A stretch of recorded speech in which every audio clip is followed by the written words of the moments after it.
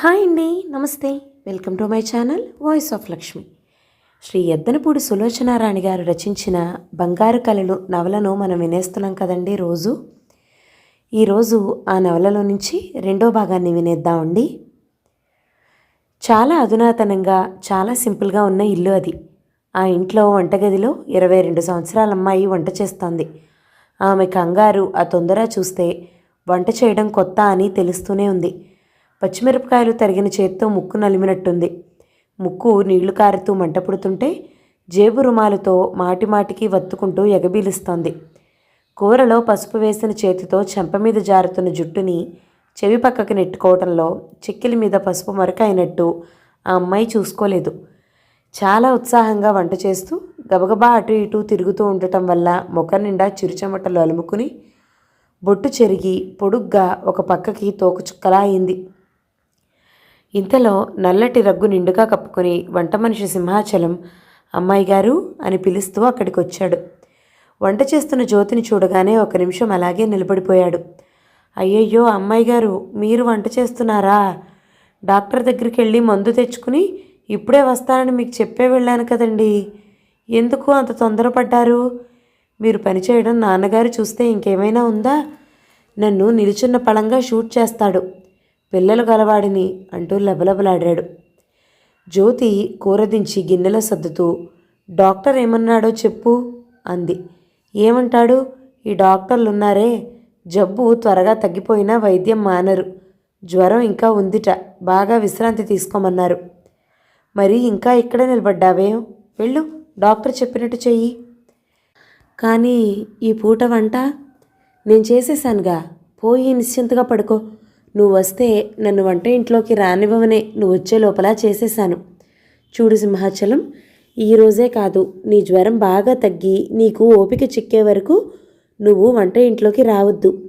అప్పటి వరకు ఇది నా డ్యూటీ. నాన్నగారికి తెలియాల్సిన అవసరం కూడా లేదు. కానీ లేదు, గీనీ లేదు. ఇదిగో చూడు, ఈరోజు నేను బద్దకించి నీ చేత వంట చేయించాననుకో, నీ ఫ్లూ మాకు అంటుతుంది. నీకు సరిగా విశ్రాంతి లేకపోతే ఇంకో 4 రోజులు పడక పెట్టే ప్రమాదం. నాన్నగారు ఏమీ అనరు, నేను అంతా చూసుకుంటాను. నువ్వు వెళ్ళి పడుకో. ఏది ఆ మందు చీటీ ఇలా ఇవ్వు, ఎప్పుడెప్పుడు ఇవ్వాలో చూస్తాను. నీకు గుర్తుంటుందో లేదో, నేను టైం ప్రకారం ఇస్తాను అంటూ మందు చీటీ తీసుకుంది. సింహాచలం ముఖంలో కృతజ్ఞత వెల్లివిరిసింది. మా అమ్మాయి గారు దేవత అన్నాడు. దేవత కాదు, దెయ్యం కాదు, వెళ్ళి పడుకో అంటూ కసిరింది.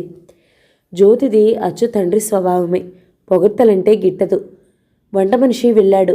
జ్యోతి వంట ఇంట్లో పని మిగించుకుని చేతులు తుడుచుకుంటూ మల్లమ్మ మల్లమ్మ అని బిగ్గరగా పిలుస్తూ హాల్లోకి వచ్చింది. హాలు మధ్యలో ఇల్లు తుడిచే గుడ్డ పడి ఉంది. బకెట్లో నీళ్లున్నాయి. పని మనిషి చేస్తున్న పని మానేసి ఓ పక్కగా నిలబడి నోట్లో బారాటి చుట్ట పెట్టుకుని గుప్ గుప్పుమని పొగ పీల్చి వదులుతోంది. ఆ దృశ్యం చూడగానే జ్యోతి మండిపడింది.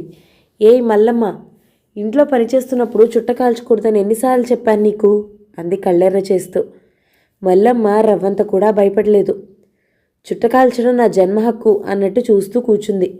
నీకే చెప్పేది వినిపించటంలా కసిరింది. ఏంటమ్మా, ఈ చాకిరి ఇప్పుడే తెములుద్దా?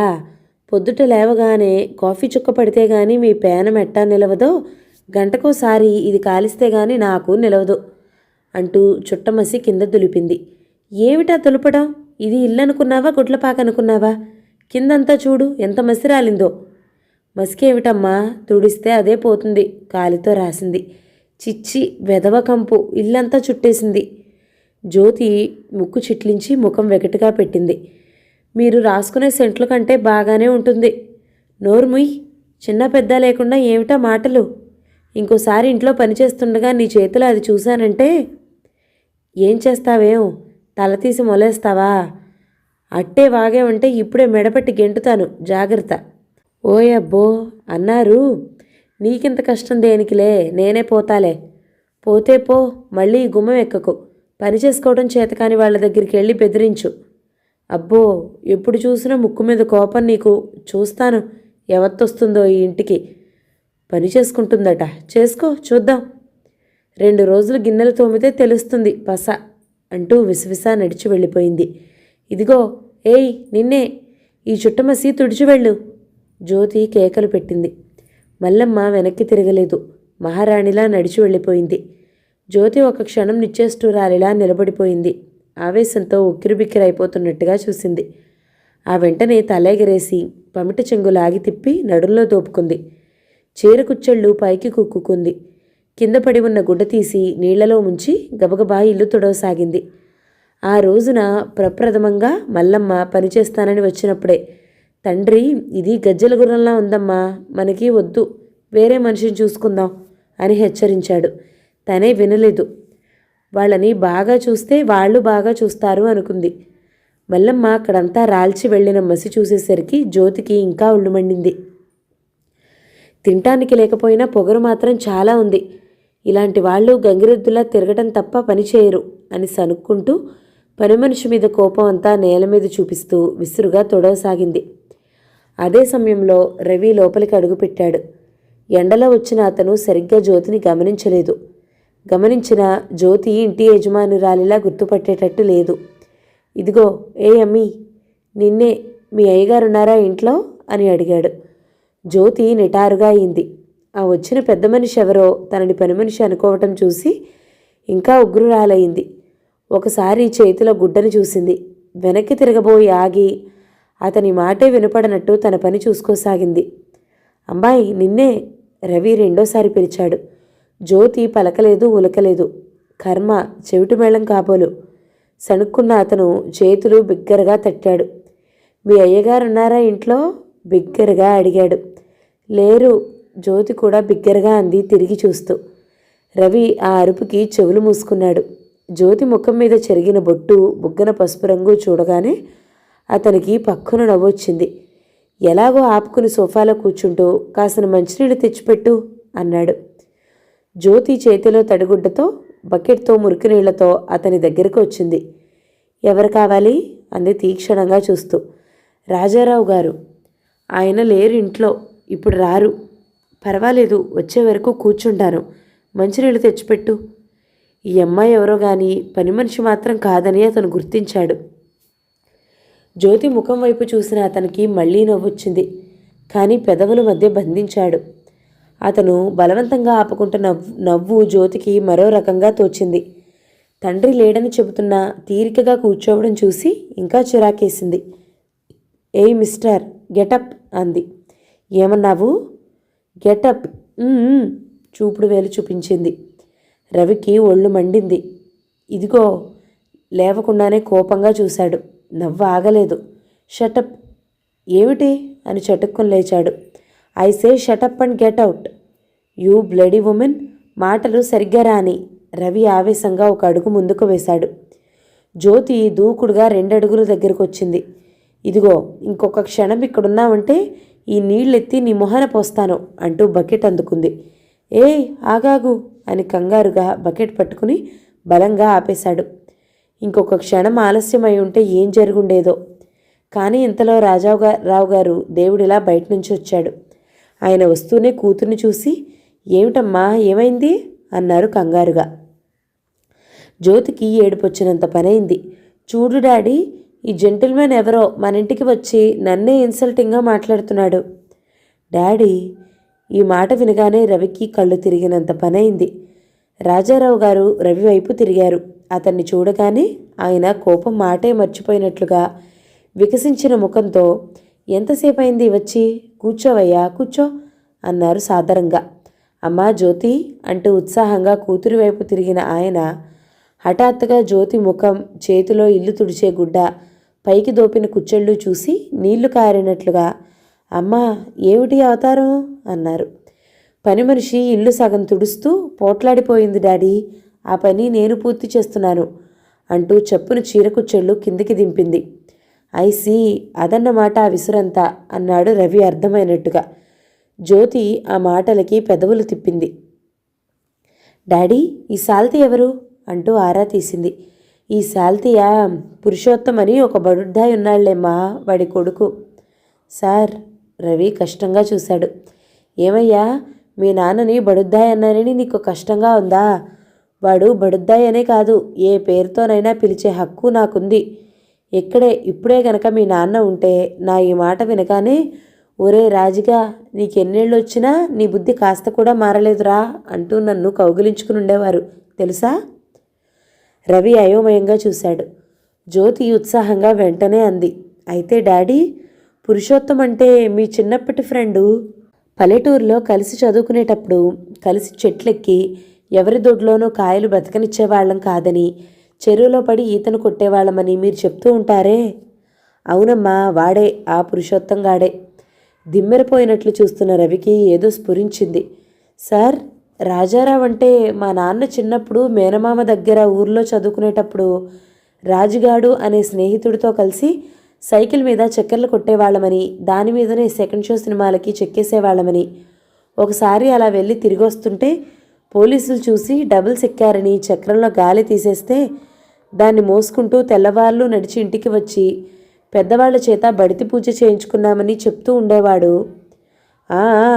ఆ రాజుగాడిని నేనే, రాజారావుని. మీ నాన్నకి అది గుర్తుంది. అయితే నన్ను మర్చిపోలేదన్నమాట. ఆ రోజున పెద్దవారు కొడుతుంటే మా మొహాలు మీరు చూడాల్సిందే అంటూ ఆయన విరగబడి నవ్వసాగారు. రవి కూడా నవ్వాడు. మంచినీళ్ళు కావాలా? జ్యోతి చిలిపిగా అడిగింది. రవి ఏదో అనబోయి రాజారావుని చూసి తమాయించుకున్నాడు. కూర్చోవయ్యా, కూర్చో. నిన్ను, నీ సర్టిఫికెట్స్ వివరాల్లో మీ నాన్న పేరు చూడగానే ఎంత సంతోషం వేసిందనుకున్నావు? అది ఆఫీస్ అయిపోయింది కానీ, లేకపోతే నిన్నెత్తుకుని గిరగిరా తిప్పి ఉండేవాణ్ణి. నయమే, నడుం నొప్పి వచ్చుంటే మీ అమ్మాయి నన్ను తిట్టుండేది. జ్యోతి మంచినీళ్ళు తెచ్చిచ్చింది. థ్యాంక్స్. రవి అందుకుని గబగబా తాగేశాడు. ఒక్క మంచినీళ్ళకేనా? అమ్మా జ్యోతి, రవి ఈ పూటకి ఇక్కడే భోజనం చేస్తాడు, ఏర్పాట్లు చూడు అన్నారాయన. ఈ మాట వినగానే జ్యోతి ముఖం నల్లబడ్డట్టయింది. అది గమనించిన రవి, ఎందుకులేండి, నాకు పనుంది, ఇంకోసారి వస్తాను అన్నాడు. నాన్సెన్స్, ఈ వాయిదాల బేరం నా దగ్గర కుదరదు. నిన్ను అప్పుడే ఎలా వెళ్ళనిస్తాను? మీ నాన్న ఎలా ఉన్నాడు? ఏమిటి కదా చెప్పు. అమ్మా జ్యోతి, వంట ఫస్ట్గా ఉండాలన్నానని సింహాచలానికి చెప్పు. రవి మళ్ళా తనంతట తానే అడగకుండా భోజనానికి వచ్చేట్టుండాలి అంటూ హెచ్చరించారు. జ్యోతి చేదు తిన్నట్టుగా చూసి తల ఊపి వెళ్ళిపోయింది. రవి రాజారావు గారు భోజనానికి వచ్చి కూర్చున్నారు. టేబుల్ మీద 2 ప్లేట్లు పెట్టి ఉండటం చూసి, ఏమ్మా, నువ్వు కూర్చోవా మాతో అన్నారు. నేను వడ్డిస్తాను డాడీ అంది జ్యోతి. Good good. ఏం అలా తలుచుకున్నావు ఇవాళ అన్నారాయన. రవి వాష్ బేసిన్ దగ్గర చేతులు కడుక్కుంటుంటే జ్యోతి టవల్ తెచ్చి అందించింది. ఐఎమ్ సారీ, ఇందాక మీ గురించి క్షమించలేనంతగా పొరపాటు పడ్డాను. ఎక్స్క్యూజ్ మీ అన్నాడు రవి నొచ్చుకుంటూ. మిమ్మల్ని నేను క్షమించనండి అంది జ్యోతి సీరియస్గా. క్షమించరు? క్షమించను. ఎందుకంటే మీరు జీవితాంతం ఎప్పటికీ అలా దోషిగా నా ముందు నిలబడాల్సిందే. ఈరోజు చాలా పెద్ద ప్రమాదం తప్పింది. నాన్నగారు రావడం ఇంకొక క్షణం ఆలస్యమై ఉంటే ఆ మురికి నీళ్లతో మిమ్మల్ని స్నానం చేయించి ఉండేదాన్ని జ్యోతి చిలిపిగా అంది. రవి కూడా నవ్వాడు. నేనేమంత తక్కువని అనుకున్నారా? మీరు అలా పోసి ఉంటే మీ చెయ్యి పట్టి బాత్రూంలోకి లాక్కెళ్ళి మీ చేతనే తలకి స్నానం చేయించుకుని కానీ వదిలేవాణ్ణి కాదు. అబ్బా, అంత సమర్థులా? మరి కోపం మీ ఒక్కరి సొమ్మేనా? జ్యోతి సమాధానం చెప్పలేకపోయింది. ఇంత క్రితం ముందు గదిలో నుంచి తడిసి మాసిన చీర మార్చుకోవటం కోసం తన గదిలో అడుగుపెట్టిన జ్యోతి ఎదురుగా నిలువుటద్దంలో తన ముఖం చూడగానే గతుకుమన్నట్టు ఆగిపోయింది. నుదుట మీద తోకచుక్కల వంకర సాగిన బొట్టు, చెంపల మీద పసుపు రంగు, ఎర్రబడిన ముక్కు. క్షణంసేపు అలాగే తన ప్రతిబింబాన్ని చూసుకున్న జ్యోతి ఫక్కున నవ్వేసింది. పాపం, ఆ పెద్ద మనిషి మీద అనవసరంగా ఆగ్రహపడింది తను. ఈ రూపం చూస్తే పనిపిల్ల కాదు, పిచ్చిపిల్ల అనేట్టుగా ఉంది. జ్యోతి గబగబా బాత్రూంలోకి పరిగెత్తి ముఖం కడుక్కుని బట్టలు మార్చుకుని వచ్చింది. రవి వాష్ బేసిన్ దగ్గర చేతులు కడుక్కుని జ్యోతి ఇచ్చిన టవల్ అందుకుని చేతులు తుడుచుకుని రాగానే రాజారావు ఉత్సాహంగా ఆహ్వానించారు. రావోయ్ రా, మా పట్నవాసం భోజనం మీ పల్లెటూరి భోజనంలా ఘాటుగా కారంగా ఉండదు, చప్పచప్పగా ఉంటుంది. మొహమాట పడకుండా భోజనం చెయ్యి అంటూ తను ఉపక్రమించారు. ఆయన పప్పన్నం కలిపి నోట్లో పెట్టుకోగానే ముఖం అష్టవంకరలు తిరిగింది. అబ్బా అంటూ చెవి మూసుకున్నాడు. ఇదిగో ఆ పప్పు తినకు, ఉప్పు కషాయం, ఆ కూర కలుపుకో అంటూ హెచ్చరించారు. రవి కూరన్నం ఒక ముద్ద తినగానే కళ్ళలో గిర్రున నీళ్లు తిరిగాయి. వెంటనే గ్లాసుడు మంచినీళ్లు గటగటా తాగేశాడు. రాజారావు కోపంగా సింహాచలం సింహాచలం అంటూ గావు కేకలు పెట్టారు. లేడు డాడీ అంది జ్యోతి భయంగా. లేడా? ఎక్కడ చచ్చాడు? ఒంట్లో బాగలేదు డాడీ, పడుకున్నాడు. వంట సింహాచలం చేయలేదు అంది నసుకుతున్నట్టుగా. సింహాచలం చేయలేదు? అది అలా చెప్పు. హోటల్ నుంచి తెప్పించానని చెప్పలేదేమ్మా. ఇదిగో రవి, ఈ హోటల్ వాళ్ళున్నారే, ఎంతసేపు డబ్బు కాజేద్దామనే ధ్యాసే తప్ప. ఈ వంట మీ అమ్మాయి చేసిందనుకుంటానండి. ఏమిటి? ఆయన కూతురు వైపు చూశాడు. జ్యోతి అవునన్నట్టు తల ఊపింది. నువ్వా? నువ్వు వంటెప్పుడు నేర్చుకున్నావమ్మా? ఆయన రవి వైపు తల తిప్పారు. అయినా నీకెలా తెలిసింది? ఈ ఉప్పులు కారాలు కూస్తే జ్యోతి వైపు అర్ధోక్తిగా ఆగిపోయాడతను. సరిపోయిందో లేదోనని మళ్ళీ 1-2 సార్లు కాస్త చిలకరించాను డాడీ. బాగా ఎక్కువయ్యాయా? అబ్బే లేదమ్మా, ఏదో రోజు కంటే కాస్త ఎక్కువ, కానీ కూర బ్రహ్మాండంగా ఉంది. పప్పు ఇంత రుచిగా ఉండటం నేను ఎప్పుడూ చూడలేదు అంటూ ఆయన గబగబా తినసాగారు. ఏమోయ్, ఏమంటావు అంటూ రవికి కూర వడ్డించబోయారు. నిజమేనండి, బ్రహ్మాండంగా ఉంది. నేనెప్పుడూ ఇలాంటి వంట తినలేదు. ఇక నాకు చాలండి అంటూ రవి వారిస్తూ 2 చేతులు అడ్డుపెట్టాడు. భోజనాలయ్యాయి. రవి, రాజారావు ఇద్దరూ ముందు గదిలోకి వచ్చి కూర్చున్నారు. రాజారావు గారు పుల్లతో పళ్ల మధ్య ఇరుక్కున్నవి లాగుతున్నారు. రవి పుస్తకం తిరిగేస్తూ కూర్చున్నాడు. రాజారావు గారు రవి వైపు పరీక్షగా చూస్తూ, బిఈ ఫస్ట్ క్లాస్లో పాస్ అయిన నీకు ఇన్నాళ్ళు ఉద్యోగం దొరకలేదంటే డ్యామ్ షేమ్. వినటానికి నాకే ఎలాగో ఉంది అన్నారు ఆయన. మీకు తెలిసిన వాణ్ణి నేనొక్కడే, నాలాంటి వాళ్ళు ఇంకా చాలామంది ఉన్నారు అన్నాడు రవి. అవును, నువ్వు ఉద్యోగమే కావాలని ఎందుకు కూర్చున్నావు? ఏదైనా బిజినెస్ చూసుకోకపోయావా? నేనా? అవును, ఏం సాధ్యం కాదంటావా? ఎందుకు సాధ్యం కాదండి? మొదట నేననుకున్నది కూడా అదే. బిజినెస్ అయితే వ్యక్తిగతంగా స్వతంత్రంగా ఉంటుంది. ఒకరి ముందు తలవంచనవసరం లేదు. ఊహలైతే బోలెడన్నున్నాయి, కానీ స్తోమతే లేదండి. బిజినెస్ అనగానే పెట్టుబడి కావాలి. అదేమిటోయ్, గవర్నమెంటు ఈ బ్యాంక్స్ ద్వారా ఈ లోన్స్ అనేది పెట్టింది ఎందుకు? నీలాంటి వాళ్ళ కోసమే కదా. దానికి కూడా ఏవో హామీలు 1,00,000 కావాలి అంటున్నారు. నీకెందుకు? నువ్వు అప్లికేషన్ పెట్టు. ఆ హామీలు అవస్థలు అన్నీ నేను చూస్తాను. ఇంతకీ ఏ బిజినెస్ డాడీ? జ్యోతి మామిడి పళ్ళు ముక్కలుగా ప్లేట్లో పెట్టి తెచ్చి ఇద్దరికీ అందించింది. తీసుకోండి, పాపం అర్ధాకలితో లేచినట్టున్నారు అంది రవితో. మీరు కమ్మటి పెరుగు వడ్డించారు. పెరుగుంటే నేనెప్పుడూ అర్ధాకలితో లేవను అన్నాడు రవి. అవును, ఏం బిజినెస్ అయితే బాగుంటుంది? ఏదైతే మార్కెట్లో ఎక్కువ పోటీ ఉందో అది చూసుకోవాలి. పోటీ ఉంటే మాత్రమే ఆడవాళ్ల చెప్పులు, గాజులు ఈ బిజినెస్ పెడితే బ్రహ్మాండంగా ఉంటుంది డాడీ. జ్యోతి కుంటగా చూసింది. నేను ఇంజనీర్నండి రవి గుర్తు చేశాడు. రాజారావు గారు ఆలోచనగా తింటున్న మామిడి పండు ముక్కల్ని చూశారు. ఆయన కళ్ళలో తళుక్కున ఆలోచన మెరిసింది. గుడ్, ఎక్సలెంట్, నువ్వు ఈ బిజినెస్ పెట్టొచ్చునోయ్ అంటూ తింటున్న ప్లేట్ చూపించారు. ఏది? గాజు ప్లేట్లో తయారు చేయడమా డాడీ అంది. కాదమ్మా, పళ్ళు నిల్వ చేసేది. Fruit canning industries. మన ఆంధ్రాలో రకరకాల పళ్ళు విరివిగా దొరుకుతాయి. అవి నిల్వ చేసే వ్యాపారం. విదేశాలకు కూడా పంపచ్చు. నిజమేనండి, మీ సూచన బాగానే ఉంది. కానీ లేదు, గీనీ లేదు. నేనొచ్చి మీ నాన్నతో మాట్లాడి వస్తాను. నువ్వు ఆ వివరాలన్నీ తెలుసుకో. దీనికి ఇంకా తిరుగులేదు. జ్యోతి ఉత్సాహంగా చప్పట్లు కొట్టింది. మా డాడీ హుషారుగా ఉన్నాడంటే ఐడియాలు అమోఘంగా వచ్చేస్తాయి.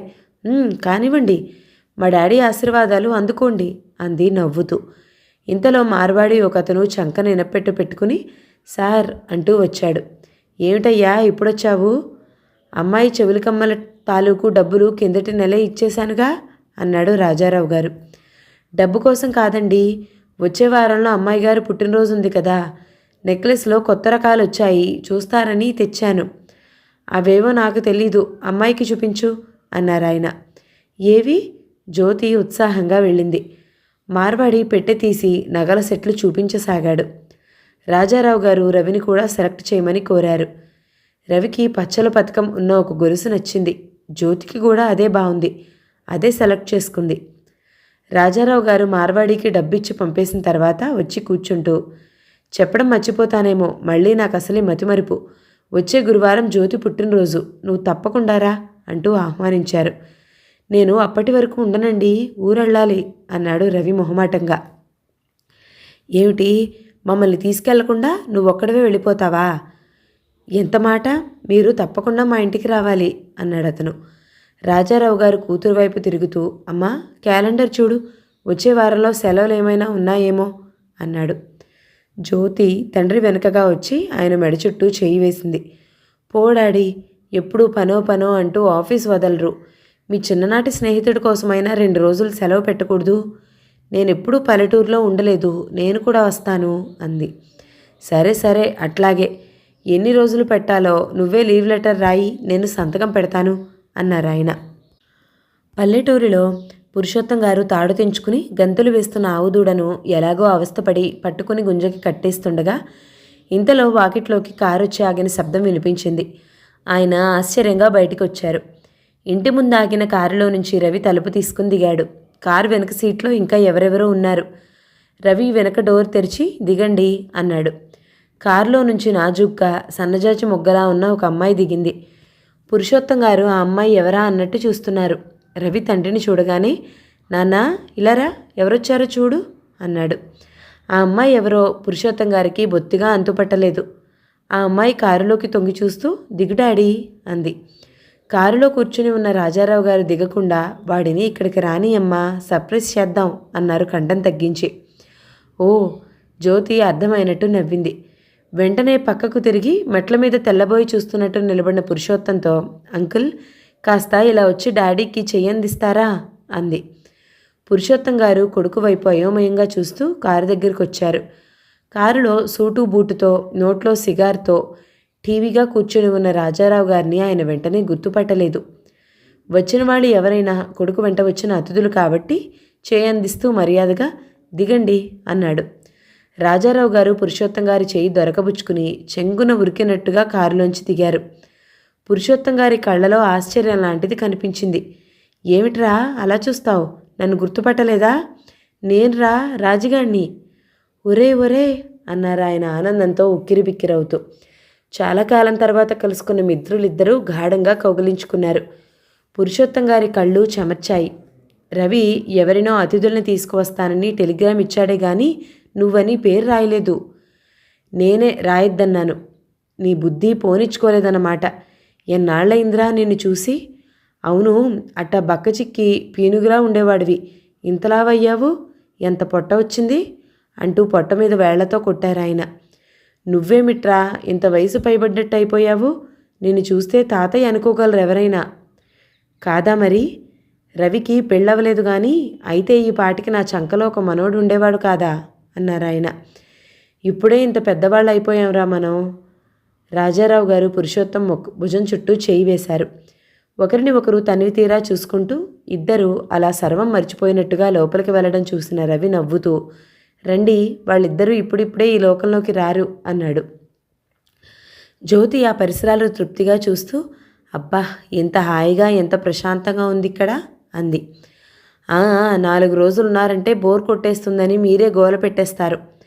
కాలక్షేపానికి క్లబ్లు, సినిమాలు ఏమీ లేని లోటు అప్పుడు కానీ తెలీదు. మీరు నాకు వాగ్దానం చేయాలి. చెప్పండి, ఏమిటది? నేనున్న ఈ 2 రోజులు మీరు నాకు ఈ ఊర్లో ఉన్న అందాలు చూపించాలి. ఊరైతే చూపిస్తాను కానీ ఆ అందాలేవో మీరే వెతుక్కోవాలి రవి నవ్వుతూ అన్నాడు. రవి జ్యోతి కబుర్లు చెప్పుకుంటూ కాల ఒడ్డున మెల్లగా నడుస్తున్నారు. దూరంగా కొండల మధ్య నుంచి సూర్యాస్తమయం అవుతోంది. సాయంత్రపు ఎరుపు నీళ్లలోకి ప్రతిఫలిస్తూ వింత అందాల్ని విరజిమ్ముతోంది. రవి చిన్నగా ఉన్న పంటకాల మీద నుంచి అంగవేసి దూకి అవతల గట్టుకు వెళ్ళాడు. జ్యోతి తటపటాయిస్తున్నట్టుగా ఆగింది. కాలు చాచి అంగవేయండి, పర్వాలేదు అన్నాడు రవి. చీర బంధం పడుతుందేమో భయంగా చూసింది. పడ్డాక పర్వాలేదు, కాలువలో నీళ్లు ఎక్కువ లోతు లేదు, ప్రాణభయం లేదు. లోతును గురించిన భయం నాకేం లేదు. నాకు ఈతలో మెడల్స్ వచ్చాయన్న సంగతి మీకు తెలీదేమో. నా భయం వల్ల బట్టలు తడిసిపోతే ఊళ్ళోకి వెళ్ళడం ఎట్లా అనే. పాయింటే. సరే, ఇలా చేయందివ్వండి. రవి వంగి చేయి చాచాడు. ఉండండి. జ్యోతి కాలి చెప్పులు తీసి చేతితో అవతల గట్టు మీదకి విసిరింది. తర్వాత 2 చేతులతో అతని చెయ్యి పట్టుకుని యువతలి ఒడ్డుకి అంగవేసింది. పాదం మెత్తని మట్టిలో పడి జర్రున జారిపోయింది. రవి చప్పున ఎడంచేయి చాచి నడుం చుట్టూ వేసి పట్టుకుని దగ్గరకు లాక్కున్నాడు. ఇద్దరూ చేరువయ్యారు. జ్యోతి తల అతని గుండెలకు ఆనింది. రవి ఒక్క క్షణం జ్యోతిని వదల్లేకపోయాడు. జ్యోతి కూడా విడిపించుకోవాలని చూడలేదు. ఒకరిని ఒకరు చూపులతో బంధిస్తున్నట్లుగా నిలబడిపోయారు. ఆ క్షణంలో ఒకరి స్పర్శలోంచి ఒకరికి ఇష్టం లాంటిదేదో ప్రవహిస్తున్నట్టుగా అనుభూతి కలిగింది. రవి మెల్లగా వదిలేశాడు. సారీ. ఇద్దరూ అప్రయత్నంగా ఒకేసారి అనేశారు. కాలువ నీళ్లలో కనిపిస్తున్న ఎరుపంతా జ్యోతి చెంపల్లో ప్రతిఫలిస్తున్నట్టుగా ముఖం కందిపోతోంది. అక్కడ కొద్దిసేపు కూర్చుందామా?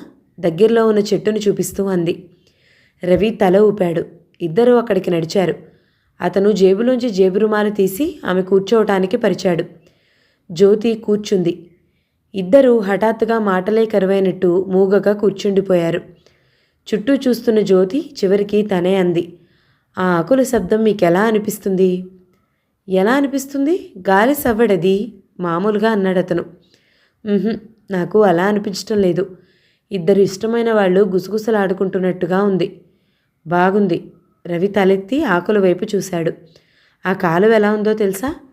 కొద్దిసేపు అయిన తర్వాత వేలు పెట్టి చూపిస్తూ అడిగింది. ఎలా ఉంది? మహాదీక్షతో తపస్సు చేసుకుంటున్న మహామునిలా మౌనంగా ఉంది. రవి తల తిప్పి చిత్రంగా నీళ్లవైపు చూశాడు. కాలువ నిజంగా అతి నిశ్శబ్దంగా ఉన్నట్టు నిశ్చలంగా ఉంది. బాగుంది. ఇన్ని సంవత్సరాల నుంచి ఈ కాలువ ఒడ్డున నడుస్తున్నాను. నాకిప్పుడు అలా అనిపించలేదు. ఈ రోజున నిజంగానే ఈ పరిసరాల్లో అందాలు కనిపిస్తున్నాయి నాకు. మీ గురించి విశేషాలు ఏమైనా చెప్పండి నాకు అడిగింది జ్యోతి. నా గురించా? రవి చెట్టు మొదలకి ఆనుకుని జేరగిలబడ్డట్టు కూర్చుని తల వెనుక చేతులు పెట్టుకున్నాడు. నా గురించి విశేషాలంటూ ఏమీ లేవు. అతి సామాన్యమైన కుటుంబం మాది. మా నాన్నకి నేను పెద్ద కొడుకును కాబట్టి అపురూపం. నన్ను వదిలి ఆయన క్షణం ఉండలేరు. ఆయన వాత్సల్యం అనే అపారమైన సంపద నాకెంతో గర్వంగా అనిపిస్తుంది. అందరి పిల్లల్లానే చదువుకుని డిగ్రీ సంపాదించుకున్నాను. కష్టసుఖాలు బాగా తెలిసిన వాడిని అవటం వల్ల అందరికంటే కాస్త శ్రద్ధగా చదివి ప్రతి క్లాస్లోనూ ఫస్ట్ వచ్చేవాణ్ణి. అంతకంటే చెప్పతగినవి ఏమీ లేవు. మీకెవరూ స్నేహితులు లేరా? చిన్నప్పటి నుంచి ఇల్లు స్కూలు తప్ప నాకు ఇంకో ప్రపంచమే లేదు. మీ గురించి చెప్పండి, వింటాను. నేను మీకు పూర్తిగా విరుద్ధం. మా నాన్నకి ఒక్కగానొక్క కూతురునైనా ఆయన చాలా క్రమశిక్షణలో పెంచారు. నాన్నగారు మిలిటరీలోకి వెళ్ళటం వల్ల నా జీవితం చాలా భాగం బోర్డింగ్స్లోనూ అక్కడక్కడ బంధువుల ఇళ్లలోనూ గడిచింది. స్నేహితులు నాకు చాలామంది ఉన్నా నాకు ఇష్టమైన వాళ్ళెవ్వరూ లేరు. జ్యోతి కొంటెగా చూసింది. మా నాన్నగారికి ఇంత ప్రాణమిత్రుడైన వ్యక్తి ఒకరున్నారని కానీ ఆయన కుమారరత్నం నాకు నచ్చుతాడని కానీ తెలియలేదు. తెలుసుంటే నేను ఎప్పుడో మీతో స్నేహం చేసుండేదాన్ని. నా సెలవులన్నీ మీ ఇంట్లోనే గడిపేదాన్ని. అప్పుడు మనిద్దరం కూడా మా నాన్న మీ నాన్నల్లా ప్రాణమిత్రులు అయ్యుండేవాళ్ళం. ఇప్పుడు మాత్రం పోయిందేముంది? ఆ పని మీరిప్పుడు కూడా చేయొచ్చు. అయితే ఇక నుంచి మన స్నేహితులం అన్నమాటేగా? అన్నమాటే. ప్రామిస్? ఆహా, ఈ గాలి, వెలుతురు, ఈ నీళ్లు ఇవే సాక్ష్యం. ఇక వెళదామా? పొద్దుకుక్కుతోంది. మనం ఇంటి దగ్గర బయలుదేరి చాలాసేపు అయింది. ముద్దుల కూతురు ఏమైపోతుందోనని మీ డాడీ కంగారు పడతారేమో. ఏమీ కంగారు పడరు. మా పెద్దబ్బాయి వెంటుండగా నీ ముద్దుల కూతురికి ఏ ఆపద రాదులేరా అని మీ నాన్నగారు ధైర్యం చెబుతారు. జ్యోతి లేస్తూ పక్కున నవ్వుతూ అంది. నా జేబు రుమాలు. రవి చేయి చాచాడు. ఇవ్వను. ఈ సాయంత్రం మీరు చేసిన వాగ్దానానికి జ్ఞాపకంగా అది నా దగ్గరే ఉంటుంది. జ్యోతి మడత పెడుతూ అంది. ఇదిగో తీసుకోండి అని జేబు రుమాలు అందించింది. ఎందుకు? ఆశ్చర్యంగా చూశాడు. మీ జేబు రుమాలు నేను లాక్కున్నానుగా. దానికి బదులెందుకు? మీరు నాకేం వాగ్దానం చేయలేదుగా. జ్యోతి ముఖం చిన్నబోయింది. పెదవులు అందంగా ముడుచుకున్నాయి. మీకు ఎదుటివారిని సంతోషపెట్టడం అనేది అసలు రాదులా ఉంది. జేబు రుమాలు అందివ్వబోయిన చెయ్యి ఆశాభంగం పొందినట్టుగా కిందకు వాలబోయింది. కానీ అంతలోనే రవి చెయ్యి మెరుపులా వచ్చి జ్యోతి చేతిలో జేబు రుమాలు అందుకుని జేబులో పెట్టేసుకుంది. అస్సలు రాదు అన్నాడు నవ్వుతూ. రవి, జ్యోతి ఇద్దరూ కాలువ ఒడ్డు నుంచి ఇంటికి తిరిగి వచ్చేసరికి రాజారావు గారు, పురుషోత్తం గారు ఇద్దరూ ఆరు బయట పడకుర్చీలు వేసుకుని పడుకుని లోకాభిరామాయణం మాట్లాడుకుంటున్నారు. రాజారావు గారు సిగార్ పురుషోత్తం నోట్లోనూ, పురుషోత్తం గారి లంక పొగాకు చుట్ట రాజారావు గారి నోట్లోనూ వెలుగుతోంది. అబ్బా, ఇంత నిశ్శబ్దంగా శ్మశానంలా ఉన్న ఈ పల్లెటూరులో నీకు మాత్రం ఏం తోస్తుందిరా? ఒంటరిగా నువ్వు ఇక్కడ ఉండటం దేనికి? ఇల్లు చూస్తాం, రవితో పాటు నువ్వు కూడా సిటీకి వచ్చాయి అంటూ స్నేహితుడిని బలవంతం చేస్తున్నారు. వద్దురా రాజా, మా మామయ్య నాకు ప్రేమగా అప్పగించిపోయిన ఇల్లు ఇది. మా అమ్మ పుట్టిల్లైన ఈ ఊరంటే నాకెంతో ఇష్టం. ఇక్కడున్న శాంతి ఇంకెక్కడా రాదు నాకు. నా బొంది ఈ ఊళ్ళోనే, ఈ ఇంట్లోనే వెళ్ళిపోవాల్సింది. ఏమిటో వెధవ సెంటిమెంట్స్ నువ్వును. ఆయన విసుక్కున్నారు. చిన్నప్పుడు నీకు మాత్రం ఉండేవి కాదురా. ఆ మిలిటరీలోకి వెళ్ళి మన మనిషిలా అయ్యావేమో గాని. వయసుకు మించి వార్ధక్యం తెచ్చుకున్నావురా నువ్వు. నాకు అట్లాగే అనిపిస్తుంది. నేను చూడు ఎలా ఉన్నానో. తిండి పుష్టి, కండపుష్టి ఏమాత్రమైనా తగ్గిందా నాలో? ఇంకా మనకి వయసు ఏమిట్రా? పిల్లలకి పెళ్ళిళ్ళు చేస్తే మనవల్ని ఎత్తుకునే వయసు అయితేను. అదిగో ఆ మాటే అనొద్దంటాను. ఒంట్లో ఓపుకున్నంత వరకు జీవితం అనుభవించాల్సిందే. అసలు ఫారెన్ ఆడపిల్లలు మనలాంటి వయసు మళ్ళుతున్న వాళ్ళంటేనే ఎక్కువ ఇష్టపడతారు.